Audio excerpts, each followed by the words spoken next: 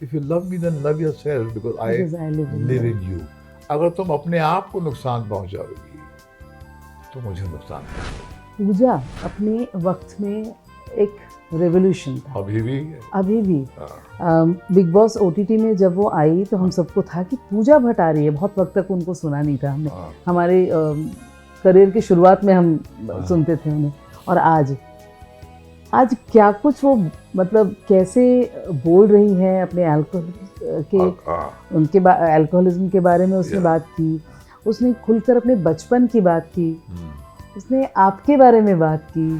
देखिए क्या है, मैंने and she spoke about your support, how you messaged her and हाँ, पूजा के साथ में मेरा बचपन जो है ना, अब उसका बचपन मेरे साथ में मैक्सिमम टाइम मैं उसको दे पाया था हाँ जी। क्योंकि काम वाम था नहीं। 23-24 साल की उम्र में तो मैं बाप बन गया था। तो एक्चुअली वो ग्रो हुए हैं साथ तो आपके। हाँ उसको जब काम नहीं था तो मैं काम ढूंढता था। कभी कमर्शियल बनाता था, लाइफ बॉय सोप पे, डालडा पे, क्योंकि काम पिक्चरें 2-3 बनाई थी, नहीं चली थी। काम ये गिरने पड़ने वाला खेल है, बोलते हैं जैसे you learn swimming by swimming. तो मैं तो घर को चलाने के लिए मेरी जो फर्स्ट वाइफ है पूजा की माँ, उसने काम करना शुरू किया to supplement the household income के। मेरा शौहर के पास काम नहीं है, तो she was receptionist in Britannia, मुझे याद है। तो अच्छी सैलरी मिलती थी उसको।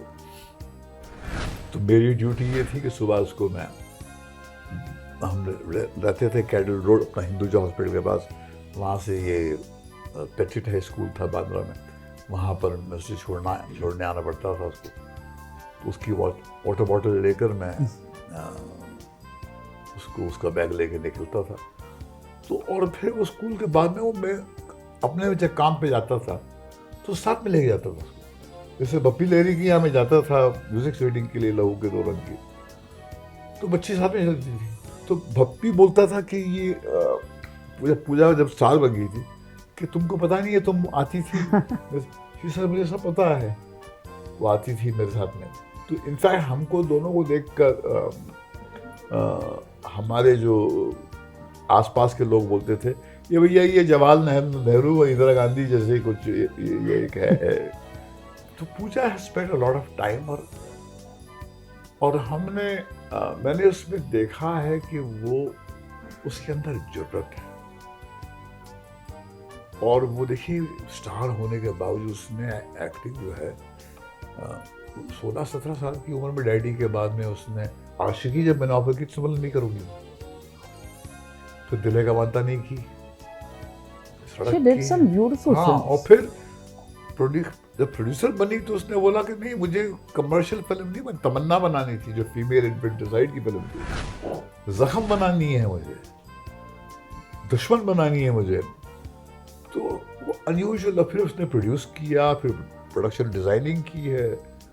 उसने जिंदगी अपनी शर्तों पे जी है। मगर देखिए जिंदगी की आयरनी है, उसने अपना डेब्यू किया था डैडी में, जहाँ पर एक बच्ची अपने बाप को अल्कोहल से मुक्त कराती है और वो खुद शराब का उसको एक एडिक्शन हो गया। और उसने एक मोड़ पे आके, मैंने कभी नहीं कहा, मुझे लोग बोलते थे अपनी बेटी को बोलो वो ज़्यादा ही पीती है, तो मैंने कहा भैया नहीं, मैं बहुत पीता था, मैंने किसी की बात सुनी नहीं। वो जिम्मेदार लड़की है, वो अपने जिंदगी के ड्राइविंग सीट पे बैठी है। मैं कोई, मेरे पास मॉरल अथॉरिटी नहीं है कि मैं एक अजीब हाई मॉरल ग्राउंड लेकर उसको लेक्चर दूँ। बहुत सिंपल सी या का एक मैसेज था, अपना एक्सचेंज था, जिसकी वजह से उसकी ज़िंदगी बदल गई। कि मैं जा रहा था मालदीव अपना आलिया और शाहीन के साथ में। तो वो ऐसी बात कर रही थी कि हालात जो है ठीक नहीं है, यहाँ पर पोलराइज पूरा माहौल हो गया, ये वो क्या होगा हम लोगों का। तो फिर मैंने कहा नहीं, कुछ नहीं होगा, यू द न्यू होप। कुछ नहीं होता, ये मुल्क के इतिहास में बहुत अजीब मोड़ आते हैं, मगर बहुत बड़ा मुल्क है ये, और हमारी रूह जो है ना मुल्क की बहुत मजबूत है। तो उसने एक बात मुझसे कही, आई लव यू डैडी। तो मैंने सिर्फ उसको इतना लिखा है, sir if you love me then love yourself. पता नहीं उस जुमले ने उसके अंदर जाके क्या असर किया। उसने कहा, उससे लगा कि जैसे कुछ तीर जाके लगा मेरे सीने में। Because I live in you, मैंने कहा because I live in you, हाँ, कितनी बड़ी बात हाँ। है। मतलब if you love me then love yourself because I Because I live in live you. In you. अगर तुम अपने आप को नुकसान पहुंचाओगी तो मुझे नुकसान पहुंचाओगी। और मैं तो बहुत बड़ी मिसाल बन गया था कि मैं भैया कोई अभी आज today I am 36 years old sober.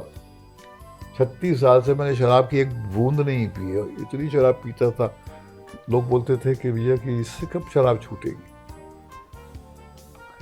तो कुछ घटा उसके साथ में, उसने फिर बिना कोई अल्कोहलिक एनोनिमस के, बिना कोई डी एडिक्शन सेंटर के शराब छोड़ दी।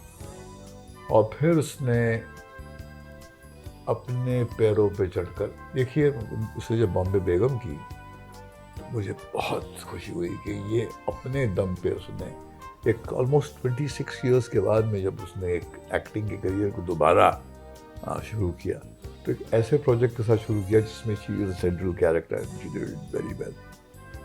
अब देखो इसके 2 shows आ रहे हैं, बट ये बिग बॉस पे जाने का निर्णय उसका खुद का है। मेरे पास आई कि मतलब कि बिग बॉस का मुझे ऑफर आया, क्या करना चाहिए, करना चाहिए कि नहीं करना चाहिए? ऐसा बिल्कुल करना चाहिए।